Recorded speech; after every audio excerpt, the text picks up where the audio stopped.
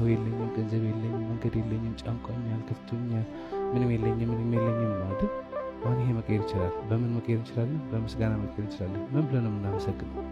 ስላለን እዚህ ምን እንዳላችሁ አላውቅም፣ ግን ሁሉ ሰው ያለው ነገር አውቃለሁ። ዋና እዚህ ያለን ሰዎች ሁላችን ምን አለ? መጀመሪያ ያለን ምንድነው? ህይወት ነው ያለን አይደለ? ከህይወት የሚበልጥ ነገር አለ?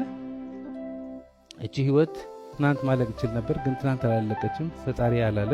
ስለዚህ በህይወት ነው ያለው። በአፍንጫዬ ደግሞ ትንፋሽ አለ። ይሄ ትንፋሽ ዝም ብሎ አይደለም የሚሰጠው። በአፍንጫችን ትንፋሽ አለ። ይሄ ትንፋሽ ወደ አፍንጫችን እንዲመጣ ስንት ዛፎች፣ ስንት አልጌዎች ሌሊት ሙሉ ሲሰሩ ነው ያደሩ። በአፍንጫችሁ ትንፋሽ አለ።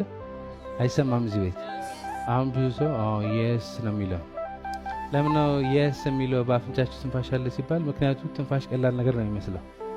እባካችሁ ተባበሩኝና እቺ ቧንቧ ዝጓት። ስንት ደቂቃ ነው መቆየት የምንችለው? እሺ፣ ስለ ገንዘብ ህል ምናምን ማውራት የቻልነው ትንፋሽ ስላለ ነው። ትንፋሽ ባይኖር ኖሮ ንቅንቅ አለ? ትንፋሽ ባይኖር እንቅስቃሴ አለ ወይ? የለም። ትንፋሽ ስላገኘን ነው ህል፣ ስልጠና፣ ትምህርት ምናምን ነው የምንለው ያለው።